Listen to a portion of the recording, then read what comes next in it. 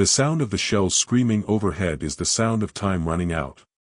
They are trapped in the absolute finality of a siege, deep inside a network of tunnels and caves carved beneath the island's central ridge. The air is stagnant, thick with the smell of mold, sweat, and the unbearable odor of human despair. This is where the battle has driven the last of the population, the wounded, the old, and the mothers with their infants. The infants are the only clock they have left. The constant, thin wail of the babies is the most crushing sound in the darkness. It is the sound of starvation. For days, the desperate supply lines have been cut. They have nothing left to offer, not a drop of milk, not a crumb of rice. Every nursing mother's breast is dry. Every cry is a piercing indictment of the failure to protect the most vulnerable. They clutch their infants tight, small, feather-light bundles wrapped in tattered cloth. The skin of the babies is papery and cold, their tiny bodies shuddering with continuous, hungry shivers. They whisper useless reassurances into the darkness, but their own stomachs are hollow, their throats raw with thirst. They know the enemy is closing in, but the immediate, mortal threat is the hunger that is slowly extinguishing the fragile lives in their arms. Suddenly, without warning, the earth heaves. A massive explosion slams into the ridge directly above them. Dust, rock, and debris rain down, and the tunnels fill instantly with a deafening cacophony of coughing and screaming. The enemy is using fire and high explosives, systematically collapsing the refuge around them. The command is whispered down the line of desperate survivors: movement is necessary. We must flee to the next cave. The exodus is a silent, stumbling panic. They move through the darkness, navigating treacherous, uneven stone corridors. They move not as soldiers or citizens, but as animals driven by the single, primal instinct to protect their young. Every woman is burdened by the double weight of her own exhaustion and the life slowly fading in her arms. The propaganda is the only light they have left. For years, they have been told that the American enemy is a savage, brutal monster that holds no value for civilian life, and certainly none for the lives of the defeated. They know that if captured, the best they can hope for is a quick end. The worst is the agonizing murder of their infants, perhaps used as cruel sport. The terror of the approaching enemy is overshadowed only by the shame of their own inability to provide. The cultural humiliation of failing their infants in this final hour is immense. These mothers are facing the ultimate crisis, a choice between starvation and capture by the enemy they believe will kill their children. If you believe their struggle for life and honor deserves to be seen, subscribe now. Don't let this devastating moment in history be forgotten. And tell us, where are you watching this story of sacrifice from in the comments below? They reach the final cavern, a large, damp space near the sea-facing cliff. The entrance is a narrow, easily defensible choke point, but it also offers no escape. They settle into the darkness, the exhaustion absolute. The silence of their arrival is broken only by the whimpering of the infants. Hours stretch into an eternity. They hear the distant, grinding sound of American tanks and earthmovers. The enemy is consolidating control of the surface. The pressure mounts with the certainty that this is the final, inescapable trap. Just before dawn, the silence is broken by a sound that chills them to the bone: voices. Close. American voices, speaking English, mixed with the sharp clank of metal on rock. The enemy has found the final cave entrance. A desperate, final command is given: hide. Prepare for the end. They melt into the deepest, darkest crevices, clutching their babies to their chests, preparing for the grenades, the gunfire, and the screams. They hold their breath, eyes wide in the gloom, waiting for the inevitable slaughter. The first Americans appear. They are silhouetted against the harsh light filtering in from the entrance. They move slowly, their rifles held ready, but they do not scream or charge. Their movements are measured, professional, and terrifyingly efficient. The American leader speaks in slow, cautious Japanese, amplified through a megaphone. He offers surrender and medical attention. The response from them is not defiance, but the wail of the infants. A collective, heart-wrenching sound of starvation and distress that fills the cavern. It is an unanswerable sound, a surrender of the will far more profound than any military decree. The Americans freeze. The silence returns, heavier than before. The Americans hear the infants, and they know the enemy has understood the true nature of the siege. These mothers are facing an enemy they believe will show them no mercy. The tension in this cave is thick with mortal fear. To ensure we can continue to tell these forgotten stories of human survival, like this video and comment where you are watching this story from in the comments below. After a long moment, the American leader speaks again, his tone shifting. It is still professional, but it now holds a low, almost unsettling urgency. He repeats the offer of surrender, but adds a single, crucial word in Japanese, milk. The word hangs in the air. Milk. The substance that means life, the one commodity they have completely failed to secure. The command is given for them to emerge. They obey, pushed forward not by fear of the enemy's guns, but by the desperate, faint hope sparked by that single word. They stumble out into the light, their faces etched with starvation, their infant small and frail in their arms. The Americans immediately separate them from the other wounded and begin the process of evacuation. The logistical display is immense: clean uniforms, precise movements, and an overwhelming array of supplies. This efficiency is terrifying, but it is also the key to life. As they are loaded onto trucks, they see a final, astonishing sight. American soldiers are meticulously unloading metal tins and cartons from the back of a large supply vehicle. The boxes are being separated into specific piles: rations for the adults, medicine for the wounded, and a large, distinct stack of cans labeled with pictures of dairy products. They watch, paralyzed by the sight. They know what this means. The enemy has the power, and possibly the intention, to save the lives of the very children they were prepared to murder. The next step will confirm whether this is a trap or an act of unimaginable, alien mercy. The final act of mercy or cruelty is about to unfold. If you've ever felt the fear of losing what matters most, honor their journey. Subscribe now and let us know your location in the comments below. The truth of the enemy is about to be revealed. The transfer from the final cave is not a desperate flight, it is a cold, calculated evacuation. They are moved not with brutality, but with a terrifying, dispassionate efficiency. The sight of the American soldiers, clean, well-fed, and moving with professional purpose, is a shock more profound than any bullet. This is the enemy they never prepared for, an enemy of logistics. As they are loaded onto trucks, they struggle to reconcile the images of the past year with the scene before them. Their propaganda promised savagery and malice. Instead, they are met with a regimented flow of supplies and personnel, treating them not as objects of hatred, but as inventory to be processed. The central conflict now shifts from physical survival to cultural survival. The mothers clutch their infants, who are now silent, having exhausted their energy on the final, desperate cries. They know the moment of truth is fast approaching. The promise of milk could be a cruel trick, a way to lure them out, only to watch their children die slowly, or worse, be murdered as a final act of humiliation. They believe the enemy views them all as vermin, and that the only reason the Americans have not killed the infants immediately is to use their slow starvation as a psychological weapon.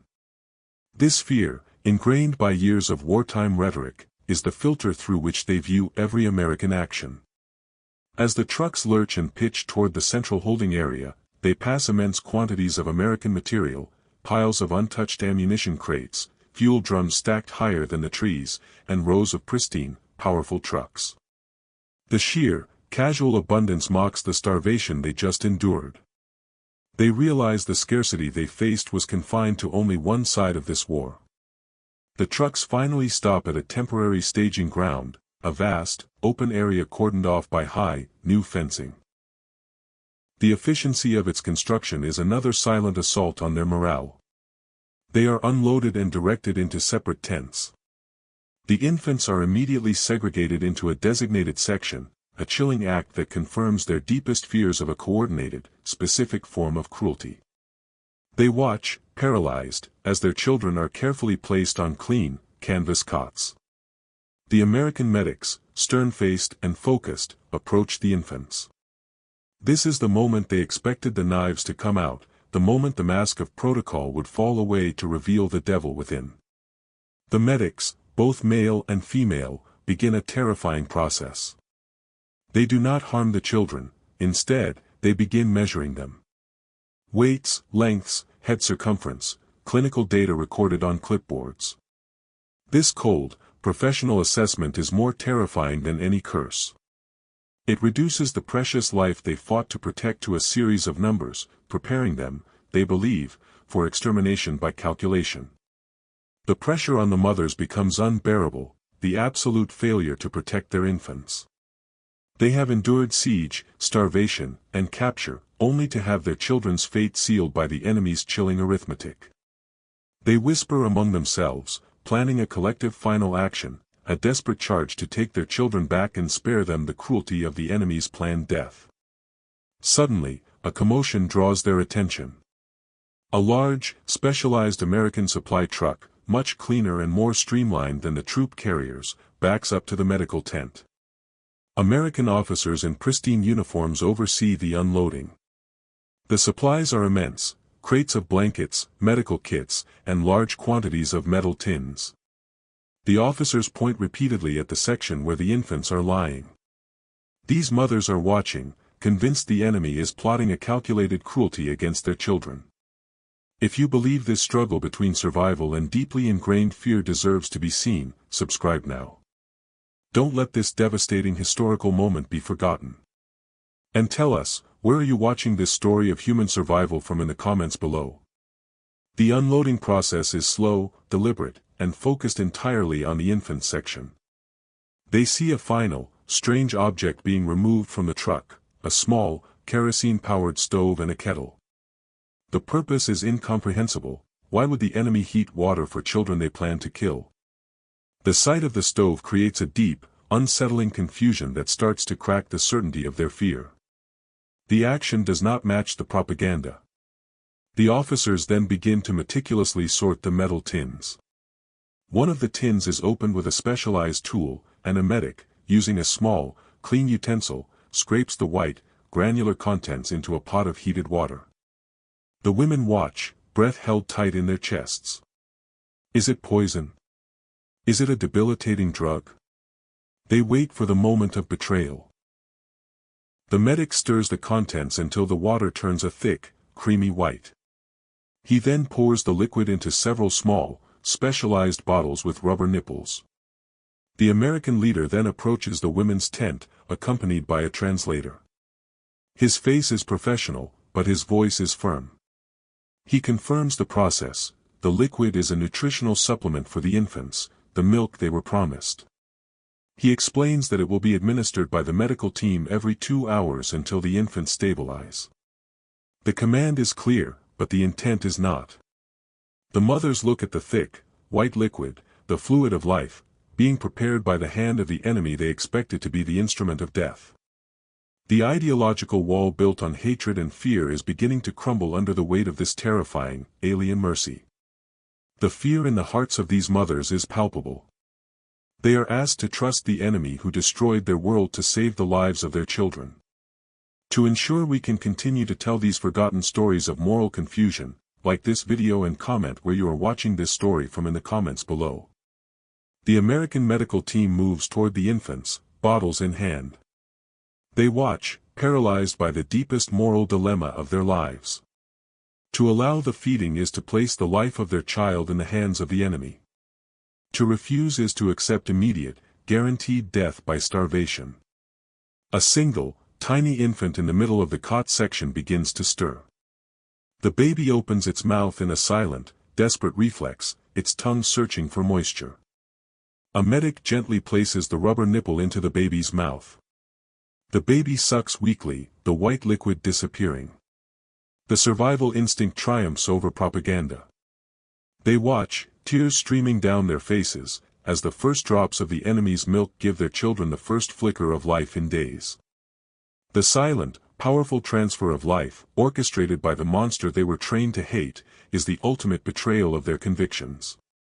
As the medic moves to the next cot, preparing the next bottle, they realize the magnitude of the exchange.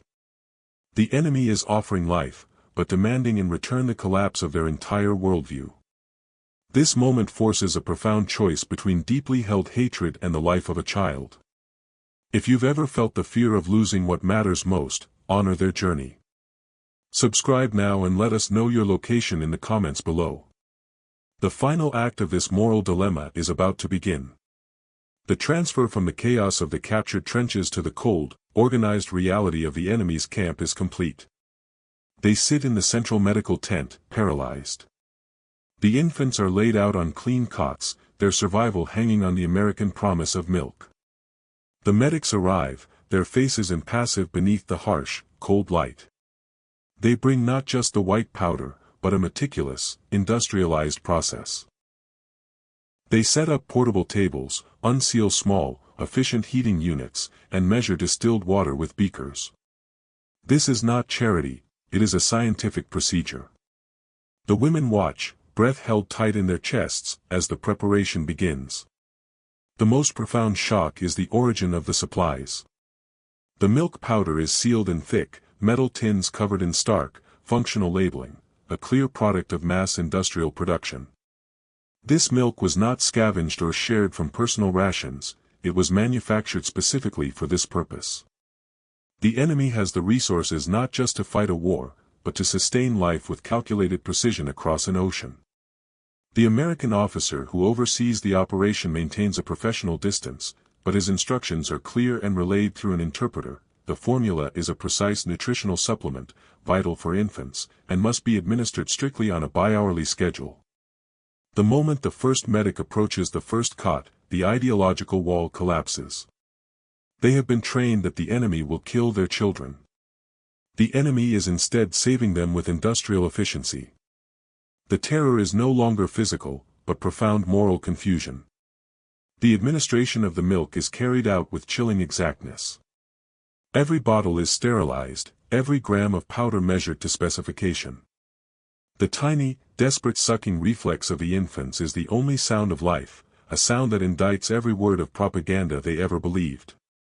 The mothers realize the milk is not a gesture of human mercy, but a reflection of the enemy's logistical code, which values the preservation of innocent life as a resource or a protocol. The enemy is demanding, in exchange for this life, the total surrender of their ideology. The trauma intensifies when the American medics institute the weighing ritual. Twice a day, the children are placed on calibrated scales, and every fraction of a gram gained is logged on a clean, white clipboard. Every victory for the baby's health is a defeat for the mother's convictions. They are forced to watch their children thrive under the care of the very people they were prepared to hate unto death. The Americans then escalate the moral pressure by teaching them the procedure. The mothers are required to learn the precise, complex instructions for mixing and heating the formula. They are forced to touch the enemy's supplies, the shining metal of the tins, the calibrated measuring spoons, and acknowledge the American enemy as the source of their children's survival. The greatest humiliation is learning the methodology of the enemy. The mothers, desperate to show they are worthy of the continued supply, begin to scrub the equipment meticulously, adopting the American standards of cleanliness and precision. One of the American medical staff, a younger woman, demonstrates the mixing process. She is purely professional, but as she measures the powder, she makes an unexpected observation. Speaking to the interpreter, the formula is not just high-calorie, it is designed for rapid development. She mentions that the American government ensures even the milk is engineered for efficiency and speed. This detail, that even the enemy's kindness is engineered for maximal output, is a terrifying revelation. It confirms that this is not a humane gesture, but the cold logic of an advanced civilization at work. The sheer volume of this unexpected mercy is dismantling these mothers' reality. This intense struggle for the heart and mind deserves to be preserved and honored. Subscribe now and help ensure this forgotten historical perspective is never lost. The conflict becomes acute. Some mothers secretly yearn for the final, ultimate cruelty from the Americans, a sign that the milk is poisoned or that the weighing is a prelude to experimentation. This hope for evil is the only way to justify the absolute hatred they still cling to. However, the children's health is an unyielding fact. The infants begin to smile, their tiny hands grasping at the American nurse's fingers. The sight of this innocent affection for the devil enemy is a devastating, living indictment of the mother's failed mission. The American officer overseeing the medical unit makes a final, chilling statement through the interpreter: "This is not a reward. This is standard procedure. We preserve life to maintain order." This is the ultimate rejection of them as a valuable enemy. The enemy did not save their children out of weakness, love, or even propaganda, but out of adherence to a pre-written moral code that places no special emotional value on their lives or their children's lives. They are simply a logistical priority. As the infants continue to thrive, they begin to internalize the terrifying truth. The American victory was not just military, it was a victory of methodology. The mothers were forced to betray their deepest convictions just to see their children smile again. This painful moment of moral surrender must not be silenced by history. If you value this truth, please consider clicking subscribe now. As the light fades, the camp shifts. They hear the distant, grinding sound of machinery, not the tools of war, but the tools of construction and logistical support. The camp is rapidly expanding. They realize their temporary safety is over. The American logistical machine is now prepared to integrate them fully into its system. The next stage of their bewildering captivity, where the milk of the enemy will lead to the silent, unpaid debt of life, is about to begin. The trucks are already pulling up outside the fence. The transfer to the new, permanent facility is the next stage of the shock. They are moved not in panicked trucks, but in an organized convoy to a sprawling, newly constructed camp a day's journey inland. This place is a metropolis of clean, cold order, a deliberate, permanent exhibition of American control and capacity. The initial camp was for processing, this one is for integration. The air here is sterile, smelling faintly of new concrete and disinfectant. They are now forced into daily, prolonged observation of the American system's vast, cold generosity. They are provided not just the life-saving milk, but a constant, overwhelming supply of clean blankets, soap, and fresh water. The sheer abundance of these basic resources mocks the starvation they endured, turning their past suffering into a useless sacrifice. The mothers now carry an immense burden. Their infants, stabilized by the enemy's milk, are living, breathing proof of the enemy's unexpected mercy. Every ounce of weight the babies gain is a defeat for the mother's ideology. The fear of cruelty is replaced by the profound, unbearable moral confusion of accepting life from the hand of the monster. The moral pressure intensifies within the camp's regimented life. The American officers, both male and female, enforce a strict code of conduct that separates all functions, the medical staff from the logistical staff, the cooks from the guards. This dispassionate order makes the acts of kindness feel purely mechanical, not emotional. The milk was not given out of sympathy, but out of protocol that valued the preservation of innocent life. This realization is the core escalation: the enemy's mercy is impersonal. This is far more frightening than hatred, because hatred can be understood and fought. Impersonal, systemic generosity cannot be countered. They begin to realize the depth of the enemy's resources through observation of their waste. Outside the barracks, large amounts of unused, high-quality material, like lumber, metal sheeting, and even food packaging, are regularly collected and incinerated. This casual disregard for resources that they considered sacred is a final, psychological assault. It screams that the Americans have so much, they don't even need to be frugal. The war, for America, was truly an expenditure, not a sacrifice of national life. The infants, meanwhile, are thriving, their cries now robust and demanding. The mothers are now utterly dependent on the American schedule, the precise hourly feeding, the exact temperature of the water, the exact gram measurement of the powder. They have been forced to internalize the American methodology to save their own children. The physical barrier is gone, Now the cultural barrier is collapsing under the weight of learned compliance. The mothers now treat the provided supplies with an almost religious reverence. The milk tins, the shiny metal measuring spoons, the portable heating units, these objects, produced by the enemy, are the new sacred relics of life. They scrub the equipment meticulously, desperate to show the Americans they are worthy of this continued, life-saving supply. This forced adoption of American standards leads to a critical moment. During a routine supply distribution, one of the women, out of ingrained instinct, attempts to share a portion of her adult ration, a small piece of bread, with a mother from a neighboring barracks, a natural cultural gesture of solidarity. An American guard immediately stops the act. He does not use force or shout. He simply points to a posted sign that illustrates, through simple diagrams, the prohibition of food transfer between barracks. He then points to the uniform size of the bread in her hand. The message is clear and brutal: the sharing of resources is a disruption of protocol and must cease. The survival instinct of communal sharing, a cornerstone of their old culture, is utterly invalidated by the enemy's code of individual rationing and systemic order. The system is designed to provide, but not to permit personal, unregulated generosity.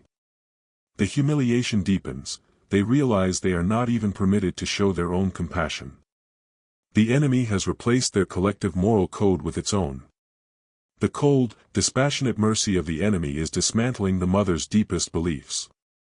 A truth this devastating about the cultural cost of war deserves to be shared. Subscribe now and help ensure this forgotten historical perspective is never lost.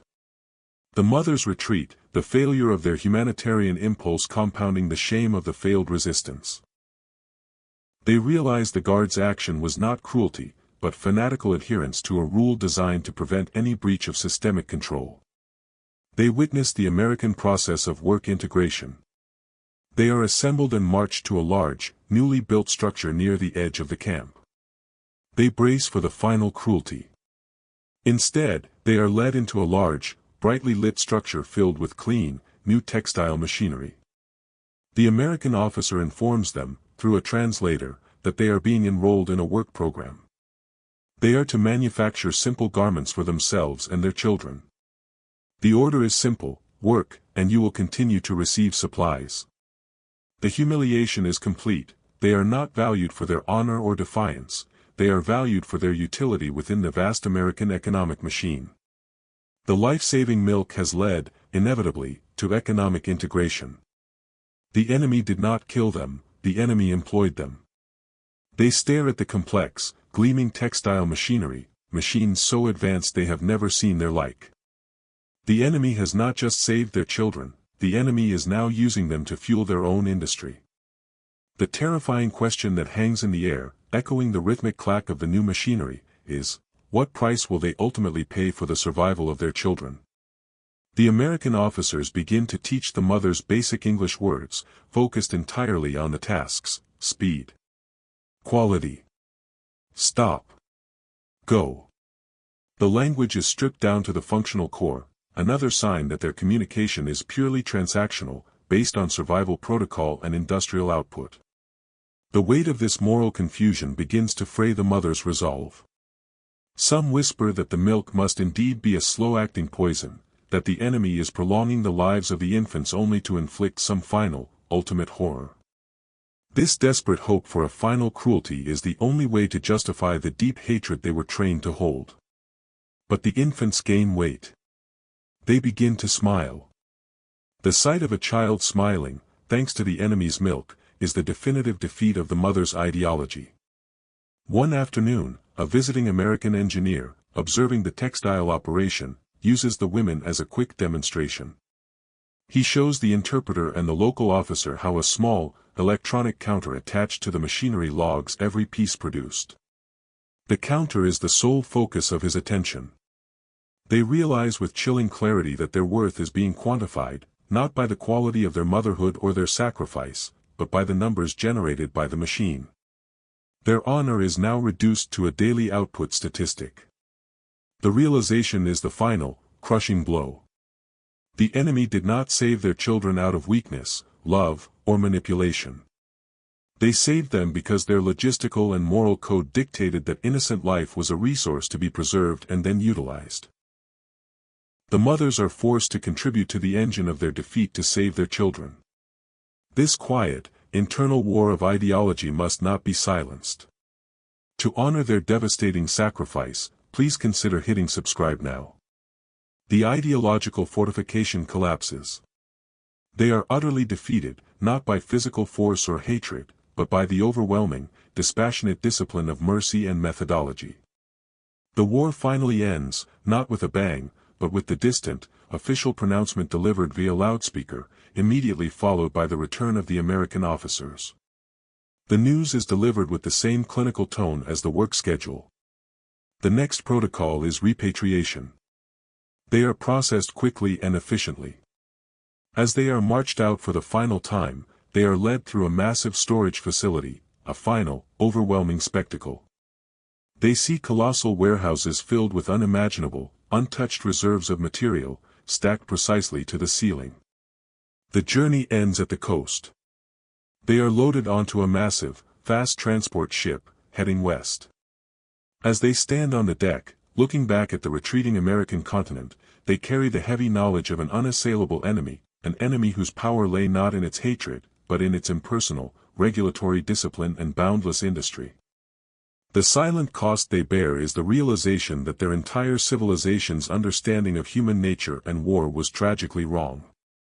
They are going home, but their hearts are filled with the bewildering truth of the silent debt. The transfer to the coast is the final, desolate leg of their captivity. They are moved not with the panic of defeat, but with the cold, calculated efficiency of repatriation. The immense, permanent infrastructure of the inland camp, the factories, the clean barracks, the endless supplies, recedes behind them, leaving only the memory of overwhelming, impersonal power. The infants, robust and healthy thanks to the enemy's milk, are now the heaviest burden they carry. They are living, tangible proof of the unpaid debt of life owed to the very machine that destroyed their world. Every time a baby cries with robust hunger or smiles in contentment, it is a definitive defeat for the mother's ideology. The final journey to the coast is conducted on clean, silent, organized trains, a technological marvel that further emphasizes the enemy's sophistication.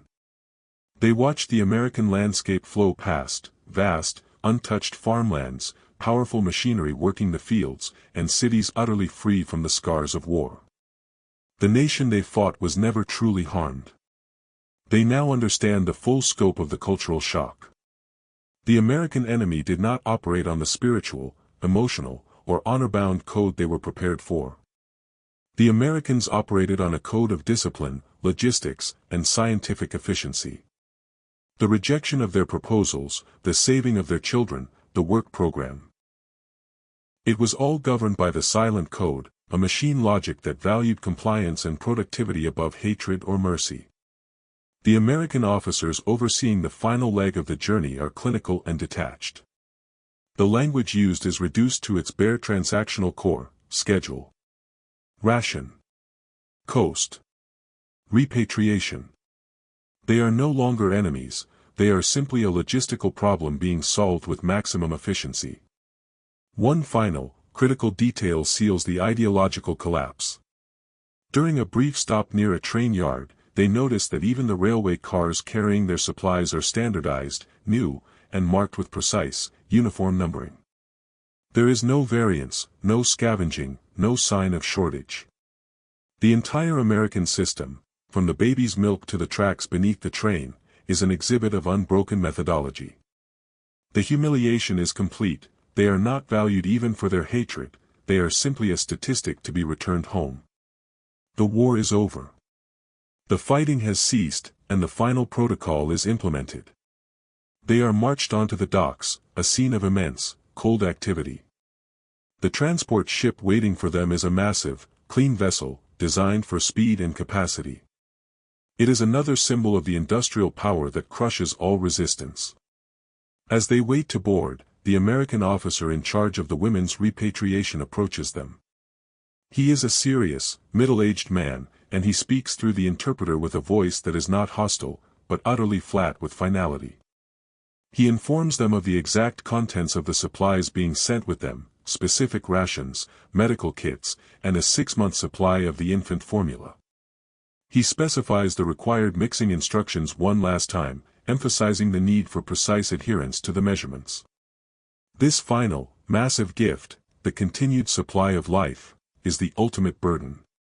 It ensures that the silent debt will follow them home. They are forever bound to the logistical machine of the enemy, forced to rely on its continued generosity to sustain the lives they value most. CTA-1, this life-saving mercy created an immense, silent debt that haunted these mothers for decades. A sacrifice this profound, a moral dilemma this painful, deserves your full attention. Do not let this vital historical account fade, ensure its preservation by clicking subscribe now. They are ushered onto the ship. As they stand on the deck, looking back at the retreating American continent, they see the full, unvarnished power of the enemy for the last time. The lights of the immense city shine, untouched, boundless, and overwhelming. The ideological collapse is complete. They no longer hate a monstrous enemy, they are now terrified by an inexhaustible machine that operates on an alien code of conduct. The memory of the war will not be the sound of guns, but the rhythmic clack of the American machinery and the cold, professional voice listing the ingredients of the life-saving milk. The final weight they bear is the knowledge that their survival, and the survival of their children, was a procedural outcome, not a triumph of spirit. The ship pulls away, heading west into the vast expanse of the Pacific. The journey home is silent, filled with the constant, unsettling thrum of the powerful, efficient engines. They are returning to a devastated homeland, a nation built on a false ideology of spiritual superiority. The cost of the war, for them, is the truth. They know their nation was defeated before the first shot was fired, beaten by the scientific and logistical capacity that made saving their children as simple and dispassionate as logging a supply shipment. CTA-2, the mothers were forced to carry the secret of the enemy's true power home, a burden that changed their society forever. This story of profound moral surrender must not be silenced by history. If you value this truth, please consider hitting subscribe now. They hold their now sleeping infants, the warm, healthy weight of the children a constant, living reminder of the silent debt. They are returning to a people who will want to hear stories of heroic sacrifice and final defiance. Instead, they carry the horrifying knowledge that their devotion was worthless, and that the lives of their children were purchased with a powder measured by the enemy's logic. The final question hangs in the silence of the Pacific: how do they tell a defeated nation that the monster they were taught to hate was the one who saved their infants, and that the only way to repay the debt is to adopt the very code of cold, relentless efficiency that crushed their world? The legacy of the milk is the final, internal war, a war between a mother's instinct to save her child and the cultural duty to maintain hatred. It is a war they lost the moment the first bottle was put to their infants' lips. They sail on, the keepers of a terrible, life-altering truth.